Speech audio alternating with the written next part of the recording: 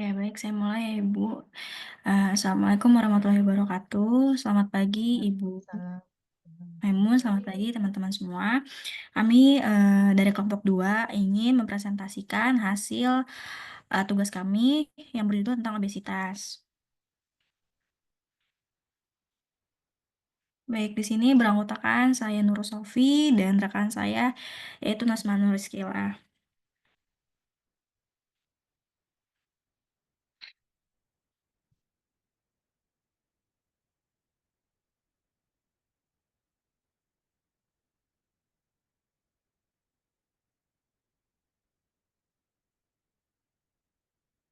Baik, selanjutnya di sini ada tren kasus di Indonesia. Obesitas merupakan salah satu masalah kesehatan yang semakin meningkat di Indonesia dalam beberapa tahun terakhir. Obesitas telah menjadi salah satu masalah global yang mengancam kesehatan masyarakat. Prevalensi obesitas telah mengalami peningkatan yang lebih signifikan di berbagai negara, baik di negara maju maupun negara berkembang. Negara-negara maju cenderung menghadapi obesitas sebagai akibat dari konsumsi makanan cepat saji yang tinggi kalori dan rendah serat. Sedangkan di negara berkembang, masalah ini muncul seiring dengan pergeseran pola makan yang lebih modern dan meningkatnya konsumsi makanan olahan yang tidak sehat.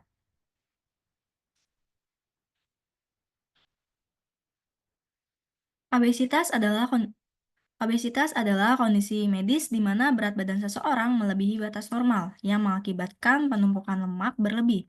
Ini meningkatkan risiko berbagai penyakit seperti diabetes tipe 2, hipertensi, penyakit jantung, dan kanker yang dapat berujung pada masalah kesehatan serius hingga kematian menurut Saraswati et al. Tahun 2021.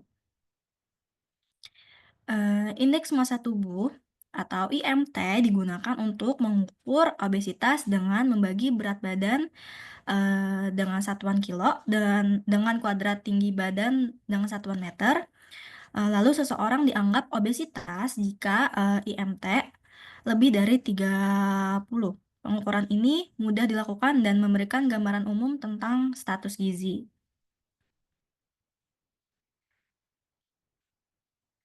Di Indonesia, obesitas dipengaruhi oleh pola makan modern, seperti konsumsi makanan olahan, cemilan kemasan, minuman manis, dan makanan cepat saji yang tinggi gula, garam, lemak trans, dan kalori. Peningkatan prevalensi kelebihan berat badan dan eh, lanjut, Mak.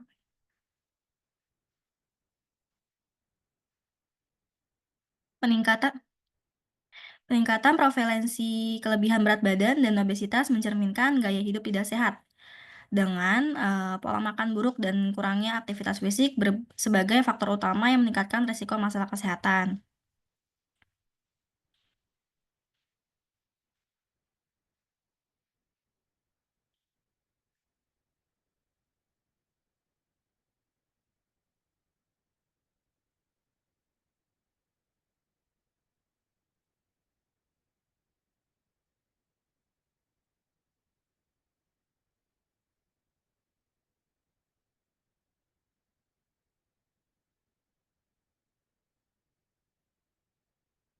Oke, berdasarkan hasil riset kesehatan dasar atau Riskesdas 2018 menunjukkan peningkatan prevalensi obesitas pada penduduk berusia lebih dari 18 tahun dari 15,4% 2013 menjadi 21,8% pada tahun 2018. Peningkatan ini menunjukkan bahwa lebih banyak individu yang mengalami obesitas yang dapat meningkatkan risiko terkena berbagai penyakit seperti diabetes, hipertensi, dan masalah jantung.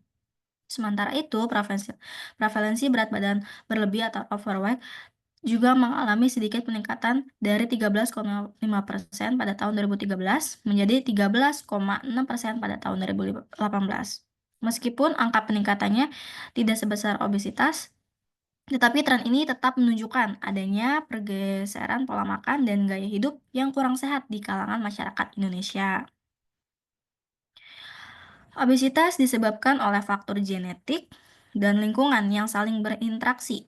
Faktor genetik dapat mempengaruhi cara tubuh mengatur nafsu makan, metabolisme, dan penyimpanan lemak yang membuat beberapa orang lebih rentan terhadap obesitas.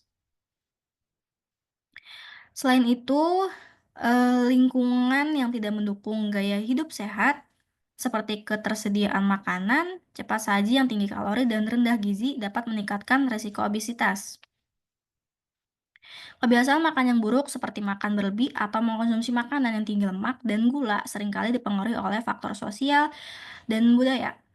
Selain itu, selain itu lingkungan tidak mendukung aktivitas fisik seperti kurangnya fasilitas olahraga atau kehidupan yang sibuk dengan pekerjaan yang mengharuskan seseorang duduk lama juga dapat berkontribusi pada peningkatan berat badan.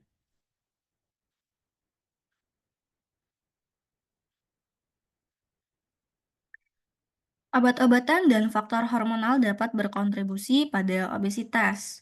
Beberapa obat seperti antidepresan, kor- kortikosteroid, dan obat-obatan yang digunakan untuk mengobati diabetes dapat meningkatkan nafsu makan atau memperlambat metabolisme, sehingga meningkatkan risiko pembagian berat badan. Selain itu, kondisi medis seperti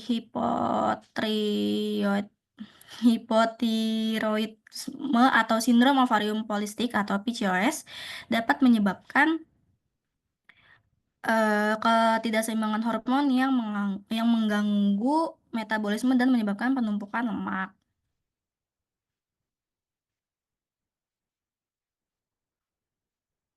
Obesitas tidak Obesitas tidak hanya berdampak terhadap kesehatan secara fisik, tetapi juga pada masalah sosial dan ekonomi. Pembiayaan kesehatan terkait obesitas dapat dibagi menjadi tiga, yaitu biaya langsung terkait dengan tata laksana obesitas, lalu biaya kerugian sosial dan personal yang dihubungkan dengan obesitas, lalu ada biaya tidak langsung oleh karena kurangnya produktivitas.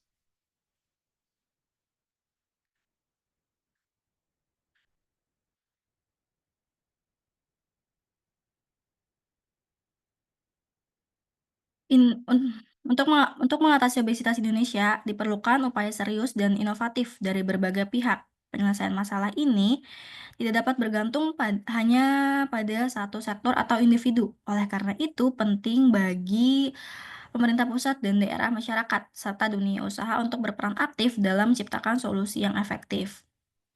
Dunia usaha juga dapat berkontribusi dengan menyediakan produk yang lebih sehat dan mendukung kebijakan yang mengedepankan kesejahteraan masyarakat.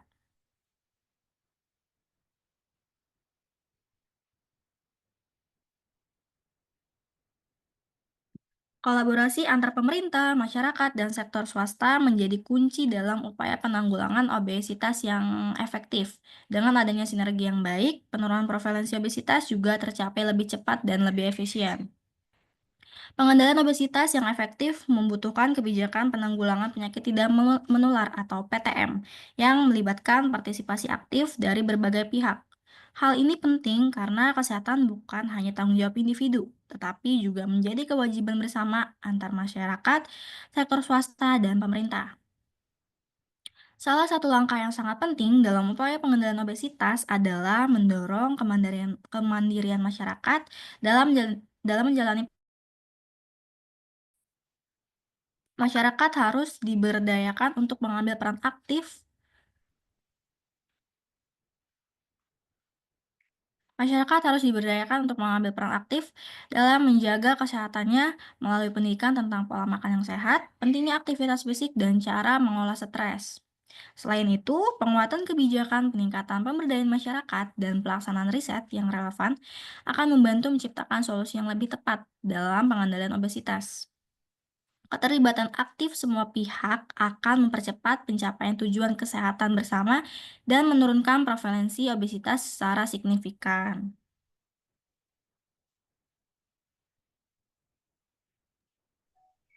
Baik, selanjutnya di sini ada definisi dari obesitas, di mana obesitas merupakan kondisi medis, kelebihan lemak tubuh terakumulasi hingga mengganggu kesehatan.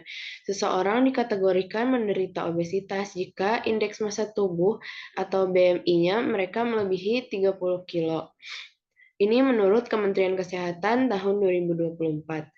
Selanjutnya, obesitas didefinisikan merupakan ketidakseimbangan asupan energi, energi intake dengan energi yang digunakan, yaitu energi ekspenditur, ditandai dengan adanya penumpukan lemak yang abnormal menurut Klaten pada tahun 2022.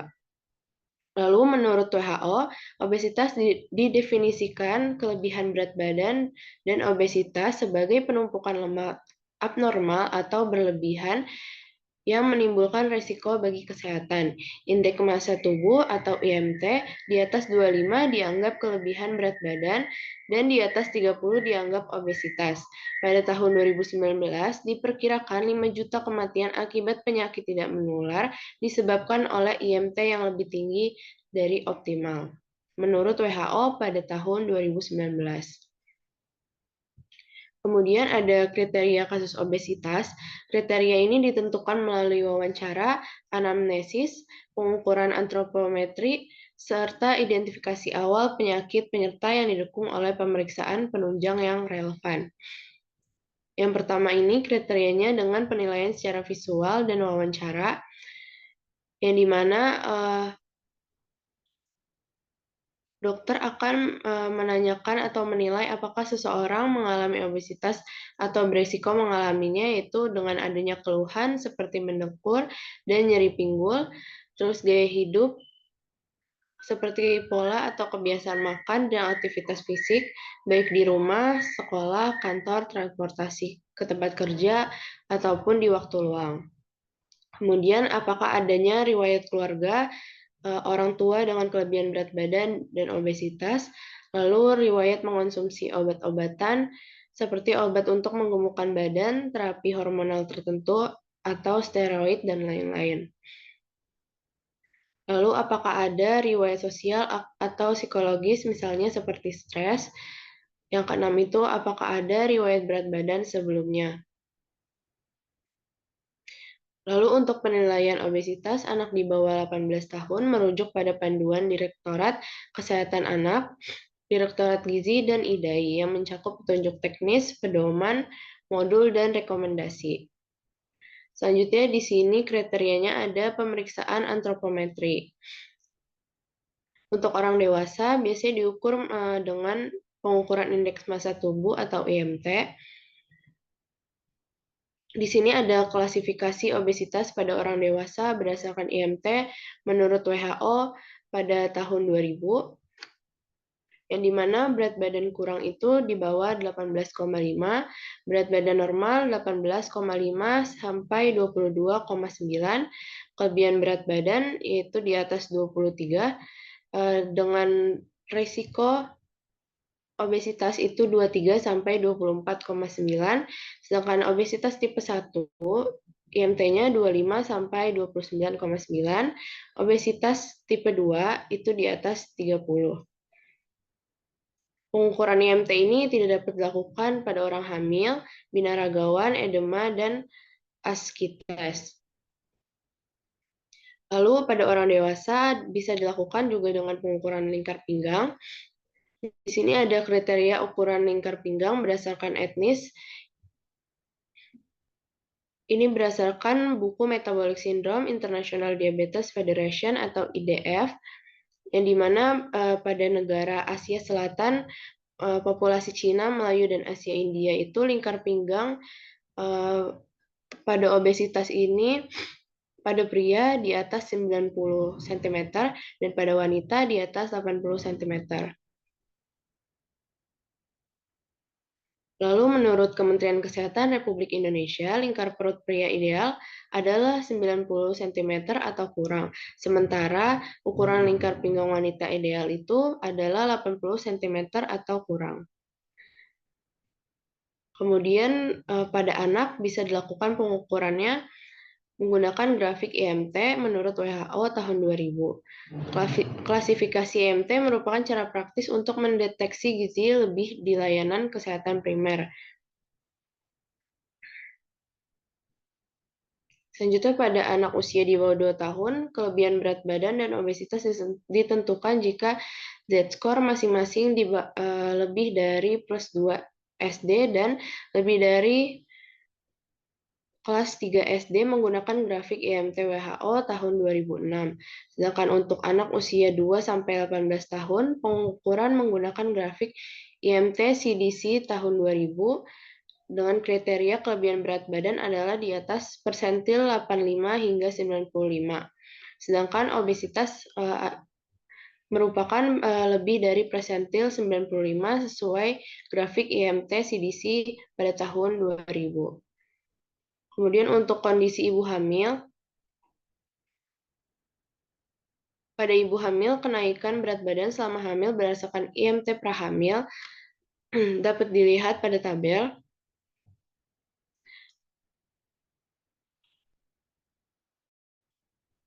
Tabel ini sumbernya dari Institute of Medicine atau IOM pada tahun 2013, yang dimana ibu hamil dikatakan obesitas apabila beratnya itu kenaikan berat badan total selama kehamilan itu 4,99 sampai 9,08 kilogram.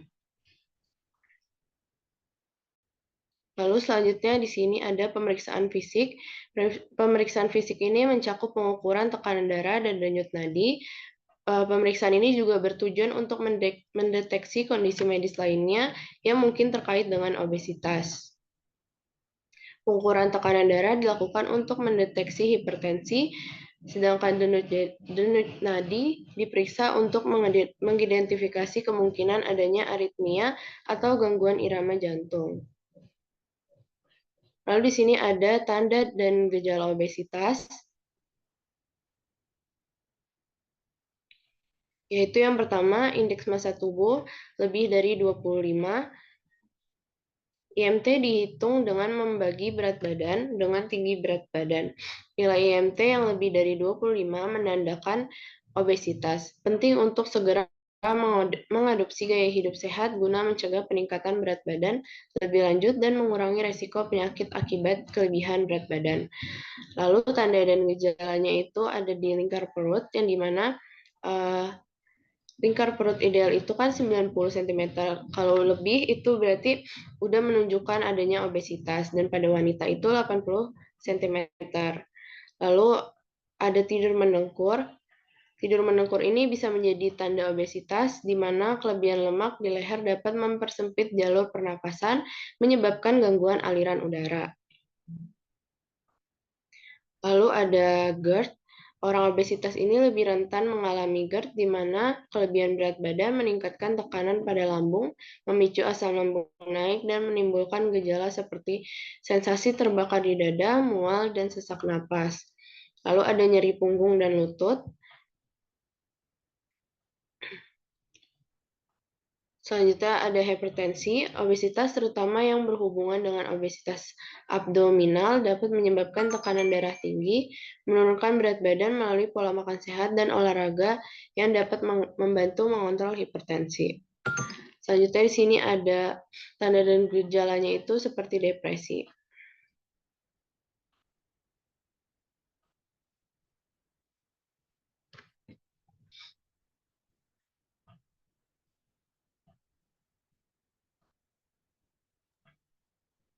Baik, selanjutnya di sini ada faktor resiko obesitas.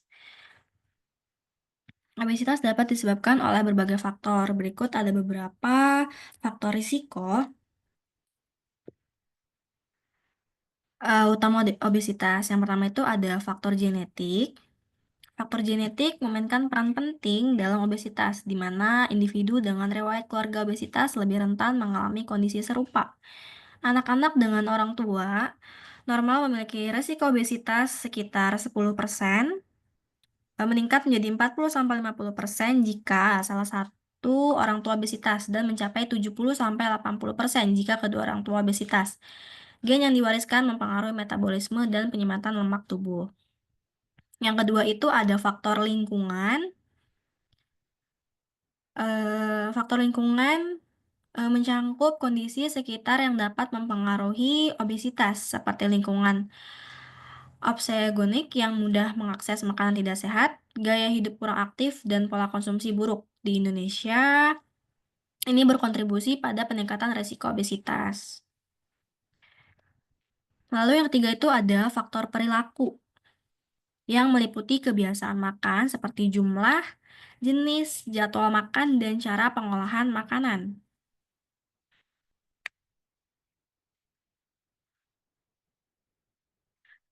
Asupan energi berlebih terutama dari makanan tinggi lemak, gula, dan rendah serat, serta kebiasaan makan tidak teratur, sering mengemil, dan pengolahan makanan dengan minyak atau santan dapat menyebabkan obesitas. Lalu selanjutnya yang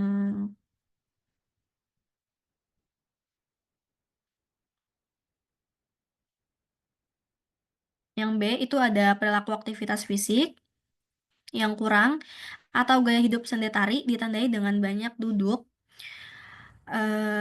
dan sedikit bergerak seperti menonton TV atau bekerja di depan komputer. Kurangnya aktivitas fisik menghambat pembakaran energi yang menyebabkan ketidakseimbangan antara asupan makanan dan energi yang dibakar, serta meningkatkan risiko obesitas.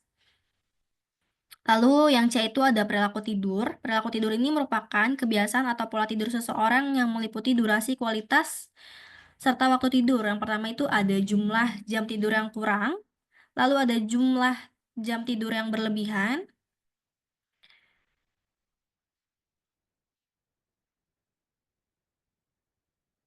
lalu selanjutnya ada waktu tidur larut, larut malam, selanjutnya ada perilaku mengolah stres kurang baik. Yang keempat itu ada faktor obat-obatan dan hormonal. Yang A itu pertama obat-obatan. Penggunaan obat-obatan steroid jangka panjang untuk terapi asma, osteoartritis, dan alergi dapat meningkatkan nafsu makan yang beresiko menyebabkan obesitas. Selain itu, obat yang mengandung hormon untuk meningkatkan kesuburan dan kontrasepsi juga beresiko menyebabkan penumpukan lemak tubuh, sehingga meningkatkan kemungkinan obesitas. Lalu untuk faktor yang hormonal berperan dalam obesitas antara lain adalah leptin, gre- grelin, tiroid, insulin, dan estrogen. Leptin ini berfungsi mengatur rasa kenyang, sedangkan grelin meningkatkan rasa lapar. Hormon tiroid mempengaruhi metabolisme tubuh, sementara insulin berperan dalam pengaturan gula darah dan penyimpanan lemak. Estrogen juga dapat mempengaruhi distribusi lemak tubuh, terutama pada wanita.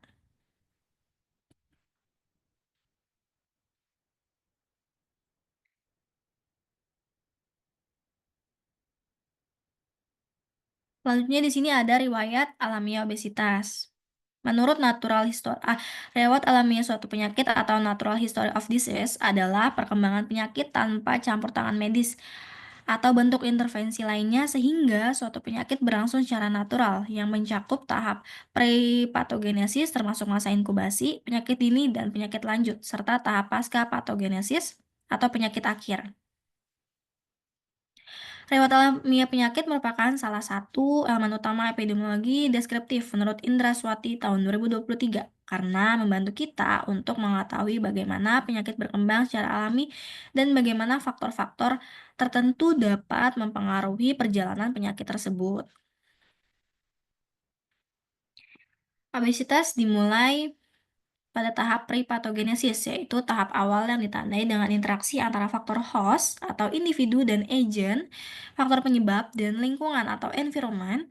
Meskipun pada tahap ini kondisi host masih dalam keadaan sehat, proses ini sudah mulai berlangsung. Pada tahap prepatogenesis, faktor agent yang berkontribusi terhadap obesitas antara lain asupan makanan berlebihan, kurangi aktivitas fisik, serta penggunaan obat-obatan seperti imunodepresan yang dapat mempengaruhi keseimbangan tubuh. Untuk environment, yaitu faktor lingkungan, seperti budaya makan, sosial, dan ekonomi berperan besar dalam perkembangan obesitas. Budaya makan yang mengutamakan makanan tinggi kalori dan lemak, seperti masakan Padang, dapat menyebabkan penumpukan lemak jika dikonsumsi berlebihan. Selain itu, pekerjaan yang padat mengurangi waktu untuk berolahraga, memperburuk risiko obesitas. Faktor ekonomi juga mempengaruhi, di mana masyarakat dengan ekonomi rendah cenderung mengkonsumsi makanan tinggi karbohidrat yang terjangkau, sementara yang lebih mampu dapat mengkonsumsi makanan cepat saji atau berkalori tinggi secara berlebihan. Obesitas tidak hanya dipengaruhi oleh faktor-faktor individu, tetapi juga melibatkan interaksi kompleks antara host, agent, dan lingkungan. Ketidakseimbangan antara ketiganya menjadi salah satu penyebab utama berkembangnya obesitas, yang berpotensi dimulai sejak masa kehamilan. Faktor genetik memegang peran penting dalam menentukan predisposisi seseorang terhadap obesitas. Jika dalam kehamilan ibu mengkonsumsi makanan secara berlebihan, atau tidak sehat, ini dapat mempengaruhi perkembangan janin.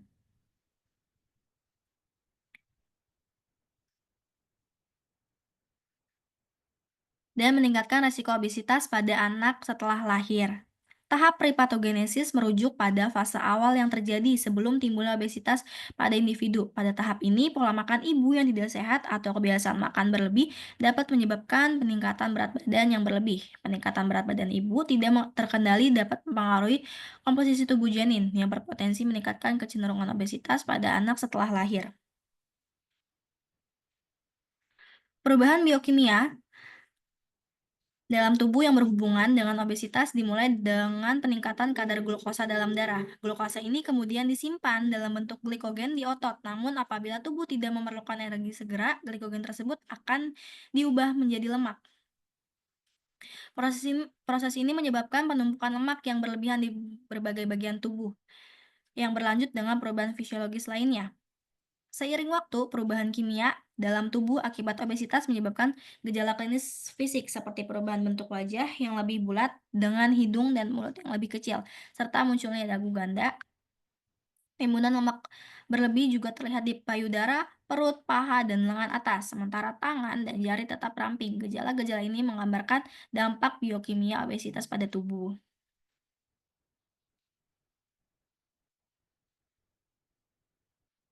Setelah terjadinya obesitas, individu yang mengalami kondisi ini akan menghadapi berbagai risiko kesehatan yang serius, seperti penyakit kardiovaskular, hipertensi, penyakit jantung, stroke, diabetes tipe 2, dan berbagai jenis kanker payudara, usus besar, dan prostat.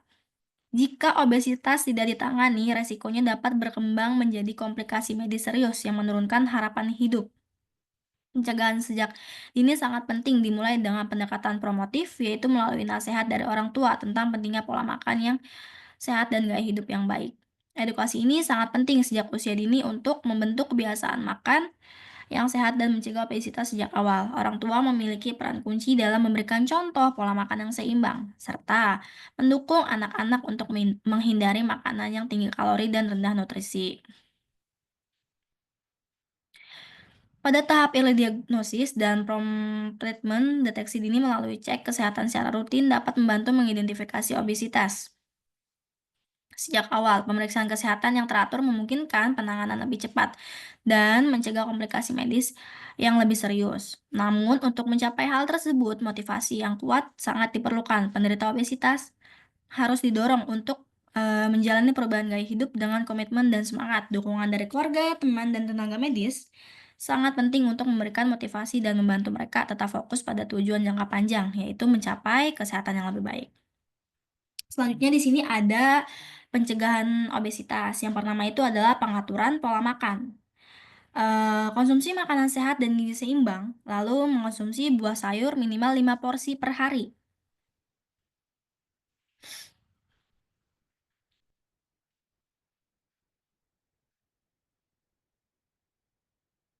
Lalu selanjutnya mengonsumsi gula, garam, dan lemak dengan pedoman J4, J1, L5 atau konsumsi gula maksimal 4 sendok makan atau 50 gram per hari. Konsumsi garam maksimal 1 sendok teh atau 2 gram per hari. Konsumsi lemak maksimal 5 sendok makan atau 67 gram per hari. Yang kedua itu ada pengaturan aktivitas fisik dan latihan fisik. Biasanya melakukan aktivitas fisik ringan. Contoh aktivitas fisik yang masuk dalam kategori ringan adalah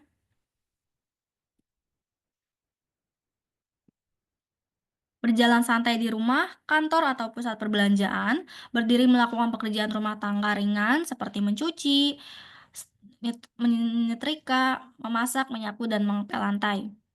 Lalu untuk aktivitas fisik sedang,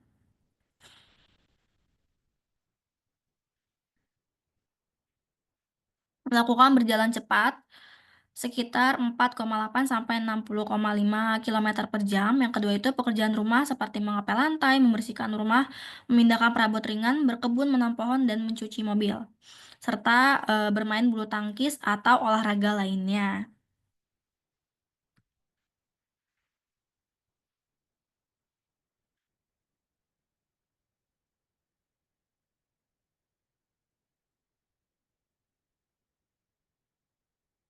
Lalu selanjutnya untuk latihan fisik ini dilakukan dengan prinsip baik, benar, terukur, terukur dan teratur atau bisa disingkat dengan BBTT sesuai kaidah kesehatan untuk mendapatkan hasil yang optimal.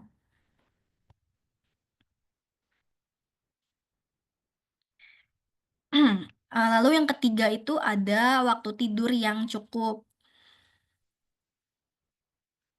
Menurut National Sleep Foundation tahun 2020 menyatakan bahwa manusia berumur 18 hingga 64 tahun membutuhkan waktu tidur antara 7 hingga 9 jam per harinya. Kebutuhan tidur ini berbeda-beda. Untuk anak-anak berumur 6 sampai 13 tahun membutuhkan waktu tidur antara 9 hingga 11 antara hingga untuk anak-anak berumur 6 sampai 13 tahun membutuhkan waktu tidur antara 9 hingga 11 jam per hari. Untuk remaja membutuhkan waktu tidur 8 hingga 10 jam dan untuk dewasa berusia 18 sampai 64 tahun membutuhkan waktu tidur 7 hingga 9 jam. Dan untuk lansia di atas 65 tahun membutuhkan waktu tidur antara 7 hingga 8 jam. Yang keempat itu adalah perilaku mengolah stres. Perilaku mengolah stres dengan makan berlebih yang dikenal sebagai emosi makan atau emotional eating terjadi ketika seseorang makan tidak karena lapar, melainkan sebagai respon terhadap emosi. Biasanya emosi makan melibatkan konsumsi makanan tidak sehat yang tinggi gula, garam, dan lemak, dan dapat terjadi sesekali atau berulang-ulang. Yang kelima itu adalah pantau berat badan secara rutin untuk mendeteksi berat badan yang tidak terkendali dapat terdeteksi lebih awal. Yang keenam itu adalah dukungan sosial dan keluarga yang sangat penting agar agar memberikan motivasi untuk menjaga pola makan yang seimbang dan rutin berolahraga. Yang ketujuh itu ada pendidikan dan kesadaran tentang gaya hidup sehat. Dengan meningkatkan pemahaman mengenai dampak negatif obesitas terhadap kesehatan, kita dapat lebih termotivasi untuk mengubah kebiasaan buruk, mengenai pola makan yang benar, dan pentingnya olahraga dapat membantu individu membuat pilihan yang lebih sehat dalam kehidupan sehari-hari. Semakin banyak orang yang sadar akan hal ini, semakin besar juga peluang untuk mengurangi prevalensi obesitas di masyarakat. Selanjutnya di sini ada pengendalian obesitas. Pengendalian obesitas ini mengatur keseimbangan energi dengan mengurangi asupan dan meningkatkan pengeluaran energi. Ketidakseimbangan energi memicu penumpukan lemak dan obesitas, sehingga diperlukan perubahan gaya hidup berkelanjutan. Pedoman pengendalian dibagi berdasarkan usia, dengan fokus pada pola makan, aktivitas fisik, tidur, dan manajemen stres. Yang pertama adalah pengendalian obesitas pada kelompok anak dan remaja. Untuk pola makannya, anak dianjurkan makan 3 kali sehari dengan 3 kali selingan, yaitu makan mencakup sarapan, selingan pukul 10, makan siang, selingan sore, makan malam, dan selingan malam. Yang kedua itu adalah melakukan pola aktivitas fisik dan latihan fisik. Biasanya anak-anak seringkali bermain sepeda, menari, karate, atau sepak bola, dan olahraga lainnya.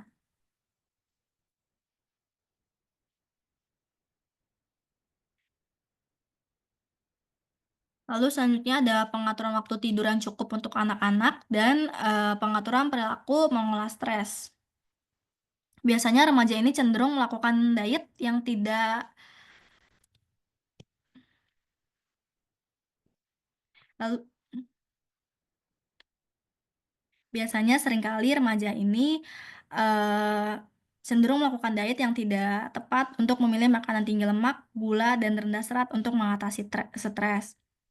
Selanjutnya di sini ada pengendalian obesitas pada kelompok dewasa. Biasanya untuk pola makan dalam pengendalian obesitas adalah mengurangi 500 kalori per hari dari kebiasaan makan sebelumnya, terutama dari karbohidrat dan lemak yang setara dengan penurunan berat badan 0,5 kg per minggu. Pengurangan kalori ini dapat dilakukan dengan menggunakan piring makan model T. Bisa kita lihat ya teman-teman, panduan piring makan menurut Kemenkes atau Germas Gerakan Masyarakat.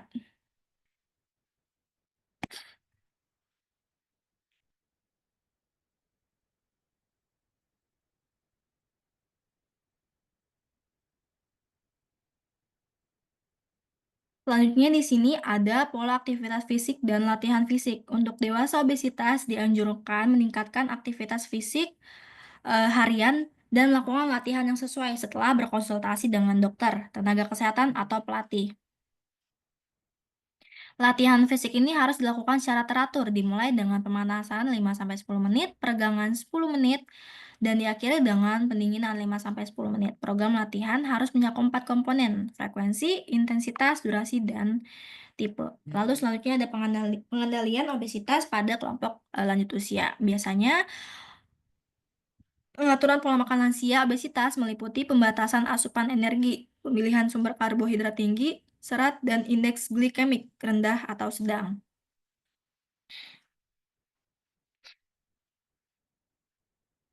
Nah, yang kedua itu ada pola aktivitas fisik dan latihan fisik.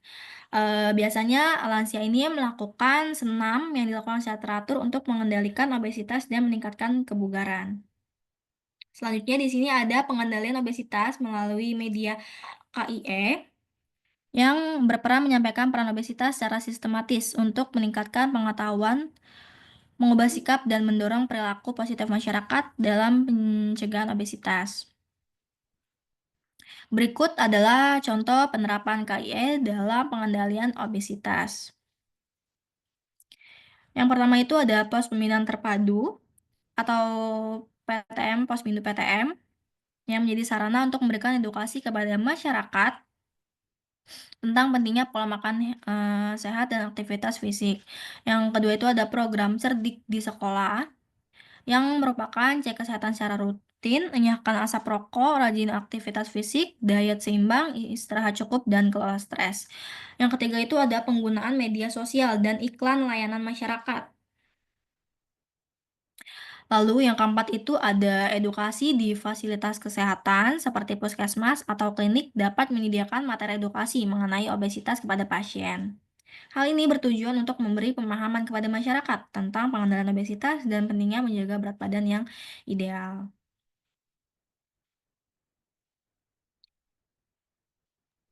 Baik, selanjutnya di sini ada kesimpulan, yang dimana obesitas merupakan masalah kesehatan masyarakat yang semakin meningkat di Indonesia.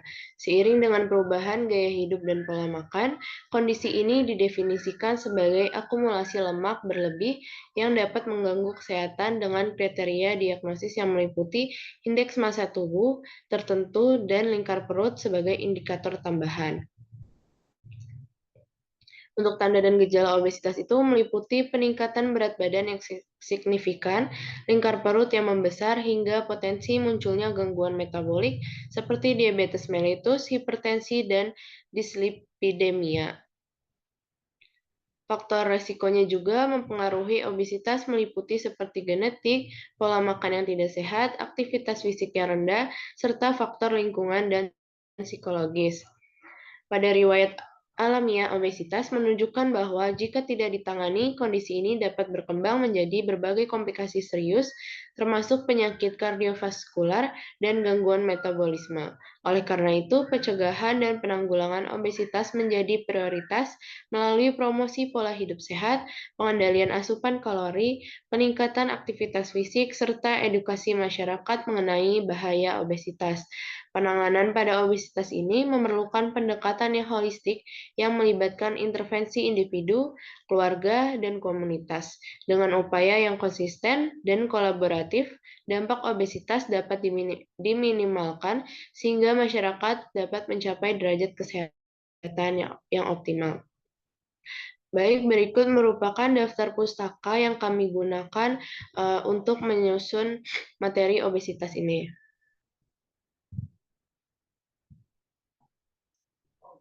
Baik, cukup sekian dari kelompok 2. Kurang lebihnya mohon maaf. Wassalamualaikum warahmatullahi wabarakatuh.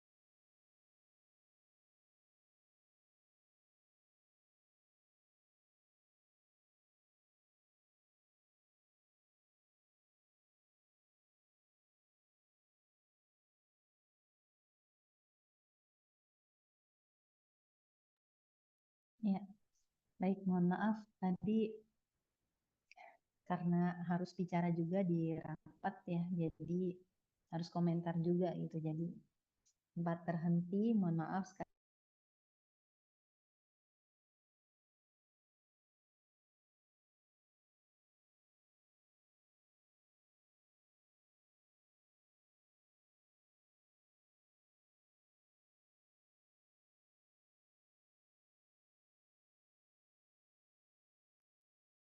Halo, apakah terdengar suara saya? Dengar Ibu, tapi mungkin Ibu agak nge-lag ya Bu ya? Nge-lag ya Mbak ya? Mohon maaf, mohon maaf. Berarti terlempar gitu ya? Ini Maksudnya ini Mbak? udah mulai lancar sih Bu. Oke, baik. Mohon maaf. Bisa tolong dimunculkan kembali. Mohon maaf, tadi saya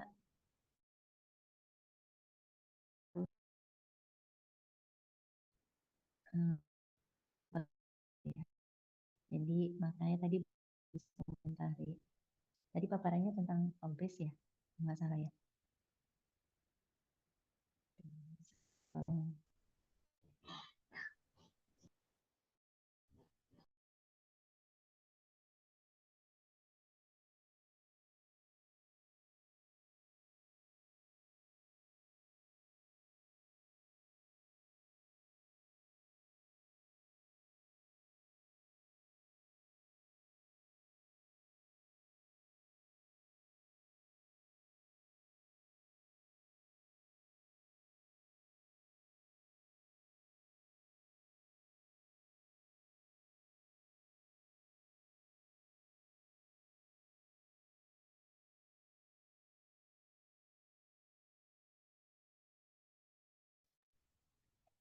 Halo, terdengar suara saya? Terdengar Ibu, tapi mungkin agak kecil sekali. Oh, iya ya. Minta tolong di-share yang tadi dipaparkan sebentar. Bisa tolong ditayangkan kembali.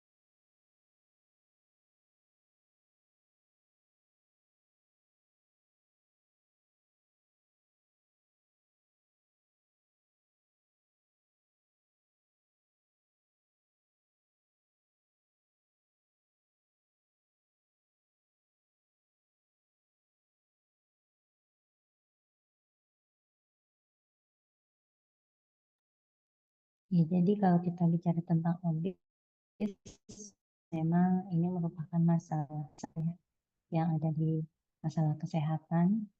Jadi untuk obes ini eh, sebagaimana kita seringkali menimbulkan masalah penyakit yang lain, gitu ya, menjadi penyebab ataupun munculnya komplikasi penyakit yang lain, seperti misalnya jantung, stroke, hipertensi, diabetes mellitus, gitu ya, gagal ginjal. Inilah yang kemudian perlu mendapat perhatian buat kita untuk bisa lebih menggaungkan upaya.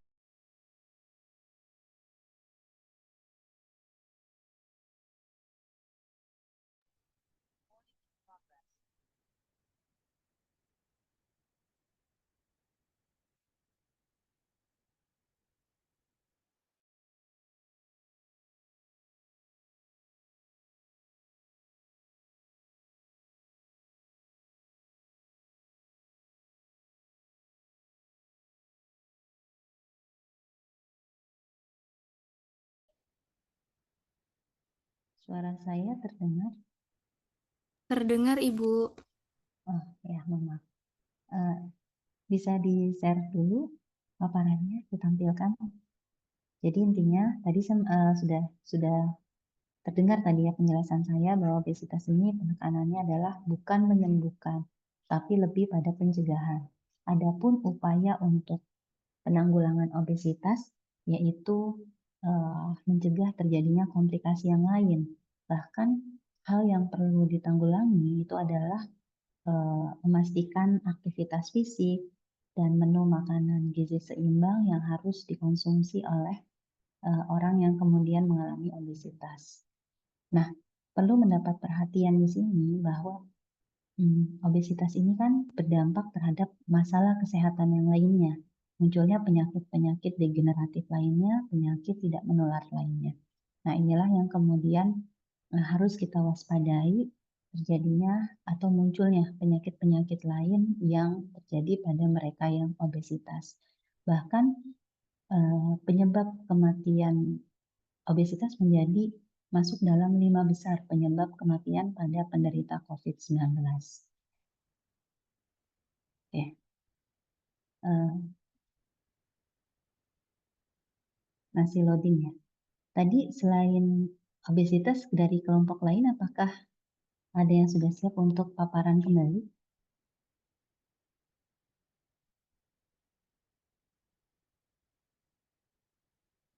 Halo?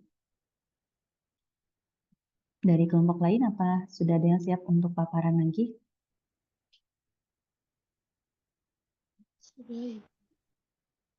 Sudah ya. Bahas tentang apa kira-kira?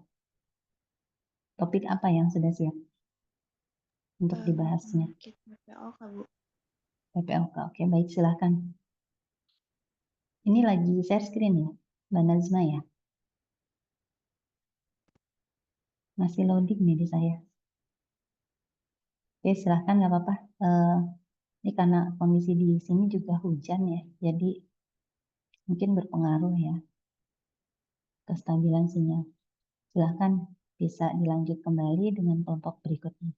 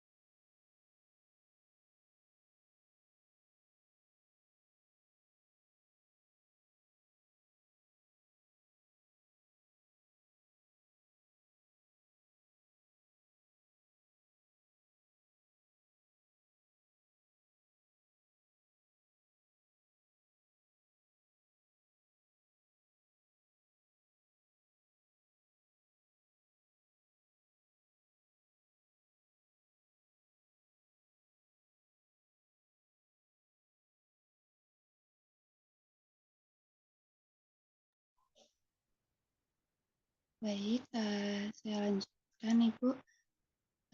Assalamualaikum warahmatullahi wabarakatuh. Selamat pagi Ibu dan teman-teman. Izin saya mempresentasikan tugas kelompok 3 yaitu tentang penyakit PPOK. Di sini kami beranggotakan dan saya sendiri Nasyifa Mumtaz dan rekan saya Putri Najwa. Yang pertama ada pendahuluan, yaitu tren kasus penyakit PPOK di Indonesia. Istilah penyakit paro-obstruktif kronik atau biasa disebut PPOK sering digunakan untuk menggambarkan jenis penyakit paru-paru yang berlangsung lama. Penderita mengalami kesulitan bernafas karena penyakit ini menghalangi aliran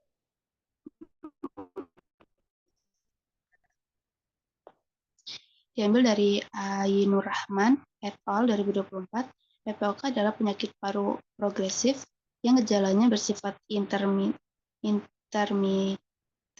dan kemudian muncul setiap hari. Pasien PPOK dengan mudah mengalami kekambuhan yang memerlukan rawat inap berulang di rumah sakit karena kondisi ini.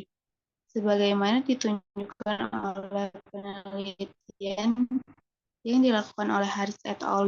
Tahun 2017, 32,2% pasien PPOK paling tidak sekali kembali masuk rumah sakit dalam waktu 1 tahun. 17,8% kembali masuk rumah sakit dalam waktu 90 hari dan 10,2% kembali masuk rumah sakit dalam waktu 30 hari.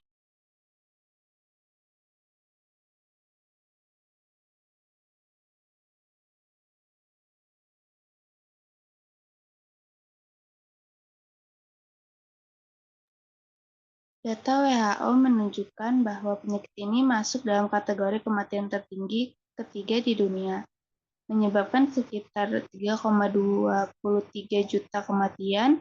Dr. Siti Nadia Tarmizi, MEPID, Direktur Pencegahan dan Pengendalian Penyakit Tidak Menular, menjelaskan kondisi pasien PPOK di Indonesia. Menurut survei data BPJS tahun 2024, hampir 19 juta pasien PPOK bolak-balik ke rumah sakit karena penyakit tersebut. Definisi PPOK menurut GOLD atau Global Initiative for Chronic Obstructive Lung Disease menyatakan bahwa PPOK adalah penyakit paru yang dapat dicegah yang memiliki beberapa efek ekstrapulmonal yang berkontribusi pada tingkat keparahan penyakit. Hambatan aliran udara di saluran pernapasan yang tidak dapat dipulihkan biasanya bersifat progresif dan dikaitkan dengan respon invasi pulmonal terhadap partikel atau gas berbahaya. Lalu selanjutnya ada definisi PPOK pada tahun 2014 dari GOLD mendefinisikan penyakit PPOK sebagai penyakit pernafasan kronis yang dapat dicegah dan diobati. Penyakit ini ditandai oleh adanya hambatan aliran udara yang bersifat persisten, cenderung progresif dan berhubungan dengan peningkatan respon invasi kronis di saluran pernapasan yang dipicu oleh gas atau partikel iritan tertentu. Ekserbasi dan komorbiditas memainkan peran penting dalam menentukan tingkat keparahan penyakit pada setiap pasien. Dalam definisi ini, istilah bronkitis kronik dan emfisema tidak lagi digunakan karena GOLD 2014 secara khusus menekankan pentingnya eksaserbasi dan komorbiditas dalam rangka memahami PPOK yang lebih baik. Hambatan aliran nafas kronik pada PPOK merupakan hasil kombinasi dari penyakit pada saluran pernapasan kecil dan kerusakan pada jaringan parenkim paru. Dengan kontribusi yang bervariasi dari satu pasien ke pasien lainnya, pada kenyataannya PPOK mencakup berbagai jenis penyakit yang memiliki gejala klinis yang mirip, antara lain bronkitis kronik, emfisema, asma, bronkektasis, dan bronkiolitis. Penyempitan saluran napas yang dialami oleh penderita PPOK disebabkan oleh kerusakan pada saluran nafas serta kerusakan pada jaringan paru-paru. Lalu selanjutnya ada kriteria, tanda, dan gejala PPOK. Kriteria kasus PPOK berdasarkan Donges tahun 2012, evaluasi terhadap pasien dengan PPOK mencakup yang pertama ada aktivitas istirahat, yang dimana gejalanya itu kelelahan, kekuatan yang menurun, perasaan tidak enak, kesulitan melakukan kegiatan harian akibat kesulitan bernafas, masalah tidur, dan kebutuhan untuk tidur dengan posisi tubuh yang tinggi. Tandanya ada kelelahan, kecemasan, kesulitan tidur malam, kelemahan umum, atau pengurangan massa otot. Yang kedua, sirkulasi. Gejalanya itu ditandai dengan pembengkakan darah, peningkatan detak jantung atau takikardia parah, aritmia, pembekakan pada vena di leher, atau tanda-tanda penyakit berat, serta kulit pucat yang mungkin menandakan anemia. Yang ketiga ada integritas ego, yang memiliki gejala meningkatnya faktor risiko dan perubahan gaya hidup. Lalu yang keempat ada ansita, ketakutan dan sensitivitas terhadap makanan atau cairan. Gejalanya itu perasaan mual atau keinginan untuk muntah, nafsu makan berkurang atau anoreksia, kesulitan makan karena kesulitan bernafas, serta indikasi bengkak atau bronkitis, ditandai dengan mual atau muntah, rendahnya nafsu makan atau anoreksia, lalu kesulitan makan karena kesulitan bernafas. Yang kelima, ada kebersihan. Gejalanya itu penurunan kemampuan atau bertambahnya kebutuhan bantuan dalam melaksanakan kegiatan sehari-hari, ditandai dengan kondisi kebersihan yang buruk serta adanya bau badan. Yang keenam, sistem pernafasan memiliki gejala nafas yang singkat, biasanya disembunyikan dengan adanya sesak nafas sebagai gejala utama pada emfisema, terutama saat beraktivitas, cuaca berubah, atau saat mengalami serangan sesak nafas berulang atau asma, perasaan tertekan di dada, kesulitan bernafas, serta batuk yang berkepanjangan yang disertai produksi dahak setiap hari, terutama setelah bangun tidur selama setidaknya 3 bulan berturut-turut setiap tahun dalam kurun waktu minimal 2 tahun. Jumlah dahak bisa sangat signifikan. Selanjutnya, yang ketujuh, penggunaan oksigen secara berkelanjutan di malam hari. Gejalanya ada pernafasan umumnya cepat, kadang-kadang lambat, fase pengeluaran nafas yang lebih lama disertai dengan mendengkur. Pernafasan dengan bibir cenderung lebih memilih posisi duduk 3 titik atau tripod saat bernafas, terutama saat mengalami eksabasi akut atau bronkitis akut, bronkitis kronis.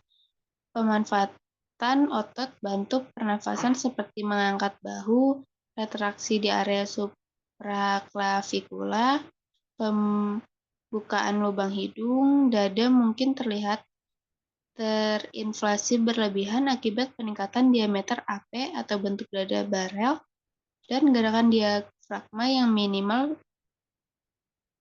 Suara nafas bisa terdengar lemah dengan bunyi mengi saat mengeluarkan nafas, bisa merembet, lembut, atau terdengar rales basah kasar. Ronggi mengi di seluruh area paru saat mengeluarkan nafas dan mungkin juga saat menghirup nafas yang berlangsung sampai ke berkurangnya atau tidak adanya suara nafas. Yang kedelapan, keamanan, memiliki gejala, riwayat alergi atau sensitivitas terhadap substansi atau unsur lingkungan, adanya atau terulangnya infeksi, lalu kemerahan atau berkeringat. Yang kesembilan, interaksi sosial, memiliki gejala hubungan yang bersifat ketergantungan, kurangnya dukungan sosial, tidak ada dukungan dari atau pada pasangan atau orang terdekat, adanya penyakit jangka panjang atau kesulitan dalam pemulihan, memiliki tanda yaitu tidak mampu menghasilkan atau mempertahankan suara akibat kesulitan bernafas, keterbatasan dalam mobilitas fisik, menjauhkan diri dari interaksi dengan anggota keluarga lainnya. Yang terakhir, yang ke-10, pendidikan atau pelatihan, gejalanya penggunaan atau penyalahgunaan obat untuk pernafasan, kesulitan dalam berhenti merokok, konsumsi alkohol secara rutin, serta tidak ada perbaikan yang signifikan. Selanjutnya akan dibacakan oleh rekan saya, Putri Najwa. Baik, selanjutnya ada 1.4 yaitu faktor risiko penyakit. Faktor risiko yang dapat menyebabkan terjadinya penyakit paru obstruktif kronik atau PPOK meliputi berbagai kondisi dan paparan yang berpotensi meningkatkan kemungkinan seseorang terkena penyakit tersebut. PPOK merupakan suatu kondisi paru-paru yang bersifat kronis yang ditandai dengan penyempitan saluran pernapasan sehingga menyulitkan proses bernapas dan mempengaruhi pertukaran gas di paru-paru. Merokok merupakan salah satu penyebab utama PPOK, diambil dari Salawati tahun 2016, kemudian diambil dari Kusumawardhani, Rahajeng, Mubashiro, dan Suhardi tahun 2016, dan juga dari Salsabila tahun 2021. Paparan yang berkepanjangan terhadap zat berbahaya dalam asap rokok memicu adanya peradangan kronis pada saluran pernapasan dan merusak jaringan paru-paru. Risiko terkena PPOK meningkat seiring dengan seberapa lama dan seringnya seseorang merokok. Selain merokok, terpapar polusi udara baik di luar maupun di dalam ruangan juga menjadi elemen risiko yang penting. Polusi udara yang berasal dari sumber seperti asap kendaraan, industri, pembakaran bahan bakar kayu dan dapat merusak paru-paru serta memperburuk gejala PPOK diambil dari Mulyase tahun 2023. Faktor genetik turut berperan di mana beberapa individu memiliki kecenderungan genetik yang membuat mereka lebih mudah terpengaruh oleh efek dari merokok atau polusi udara. Riwayat pekerjaan yang melibatkan paparan terhadap debu, asap, atau bahan kimia yang berbahaya dapat meningkatkan risiko pengembangan PPOK. Selain itu, riwayat infeksi pada saluran pernapasan yang terjadi secara berulang atau paparan asap rokok dari orang lain juga dapat berkontribusi pada kemunculan penyakit ini. Memahami faktor-faktor risiko tersebut sangat penting untuk upaya pencegahan dan penanganan PPOK. Selanjutnya, 1.5 dari riwayat alamiah penyakit berdasarkan data dari Ainur Rahman et al. Tahun 2024. Riwayat alamiah terdiri dari faktor risiko. Yang pertama ada merokok. Merokok adalah faktor risiko utama yang dapat merusak saluran udara dan menyebabkan peradangan yang signifikan. Yang kedua ada polusi udara. Paparan jangka panjang terhadap polusi udara juga berdampak buruk pada kesehatan paru-paru. Yang ketiga ada faktor genetik. Beberapa individu mungkin memiliki kecenderungan genetik yang meningkatkan risiko terkena penyakit paru obstruktif kronik atau PPOK. Selanjutnya perubahan struktur paru-paru. Yang pertama ada terjadi peradangan kronis pada saluran udara yang dapat mengganggu fungsi pernapasan. Yang kedua penghancuran alveoli atau kantung udara kecil di paru-paru mengalami kerusakan dan kehilangan elastisitas. Yang ketiga, produksi lendir berlebih. Kelenjar penghasil lendir berfungsi secara berlebihan yang melibatkan peningkatan produksi lendir. Kemudian gejala awalnya ada batuk kronik, terjadi batuk yang sering disertai dengan produksi dahak. Kemudian ada sesak napas. Gejala ini terutama muncul saat melakukan aktivitas fisik. Kemudian ada mengi, terdapat suara siulan yang terdengar saat bernafas. Kemudian peningkatan keparahan, ada eksaserbasi, serangan mendadak yang menyebabkan gejala memburuk secara drastis. Ada ketergantungan oksigen, pasien mungkin memerlukan tambahan oksigen untuk bernafas dengan baik.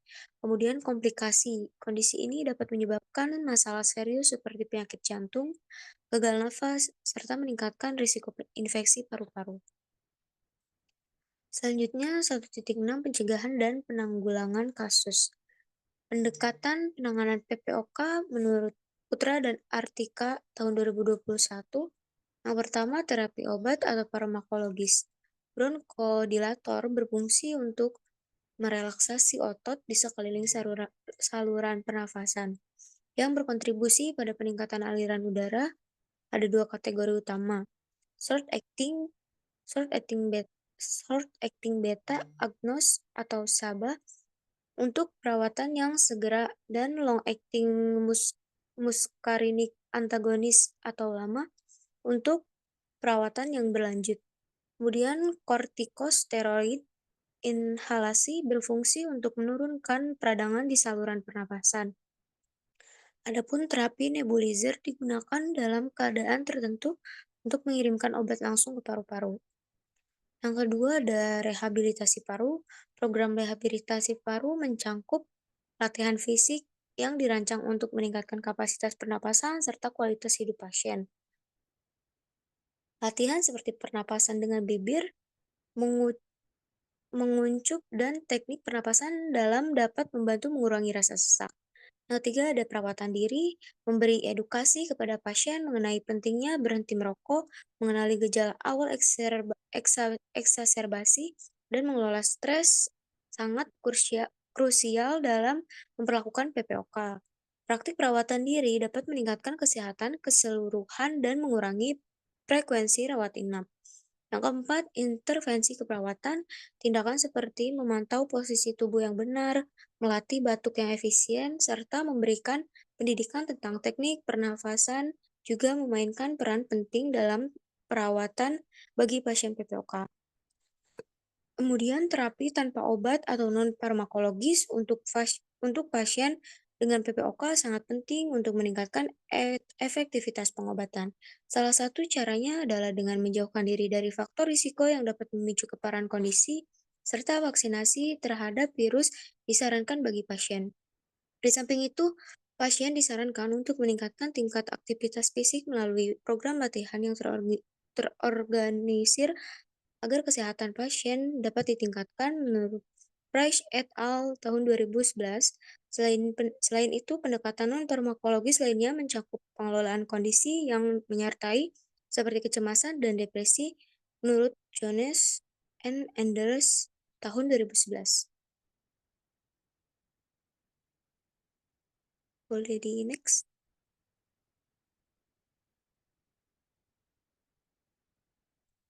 Sekian, berikut ada daftar pustaka dari materi kami. Sekian Ibu presentasi dari kelompok PPOK. Terima kasih, kurang lebihnya mohon maaf.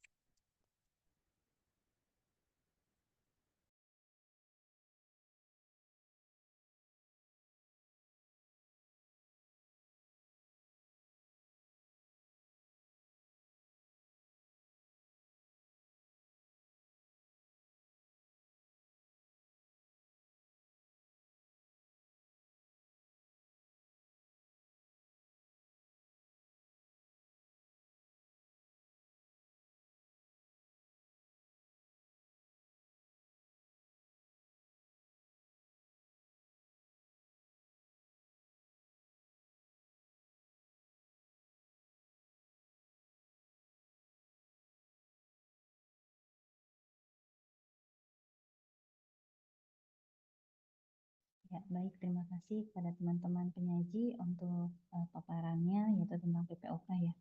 Jadi mungkin saya tidak bisa, nanti kita diskusikan lagi di pekan depan ya, untuk PPOK terutama, tapi sedikit dari saya bahwa PPOK ini perlu diketahui bersama, ini merupakan penyakit kronis ya. Dia bisa disebabkan karena debu, asap, ya polutan, termasuk juga asap rokok. Dan riwayat TB, riwayat pernah terinfeksi gitu ya. Riwayat sebagai perokok pasif pun ini juga bisa berpengaruh terhadap kejadian PPOK gitu ya. Seperti itu. Jadi perlu dicermati bersama. Dan oh ya, satu lagi yaitu kejadian mereka yang tinggal di sekitar Gunung Merapi ya. Bukan Gunung Merapi, gunung berapi, mohon maaf, gunung berapi seperti Gunung Sinabung ya. Gunung yang seringkali mengeluarkan erupsi. Ya, ini akan berdampak pula. Karena apa? Karena mereka sering mengalami ISPA ya. Ataupun alergi karena debu ataupun polutan tersebut. Dan tentu saja pengobatannya perlu penanganan dari dokter untuk diobati dan juga akan bisa dievaluasi. Salah satunya melalui foto rongsen torak. Mungkin itu dari saya tambahannya. Terima kasih kepada dua penyaji baik tentang obesitas maupun tentang PPOK. Mungkin kita cukupkan dulu di hari ini untuk paparannya. Kita lanjut lagi pekan depan. Terima kasih. Assalamualaikum warahmatullahi wabarakatuh. Waalaikumsalam warahmatullahi wabarakatuh. Terima kasih Bu. Selamat siang. Terima kasih semuanya. Ya, terima kasih.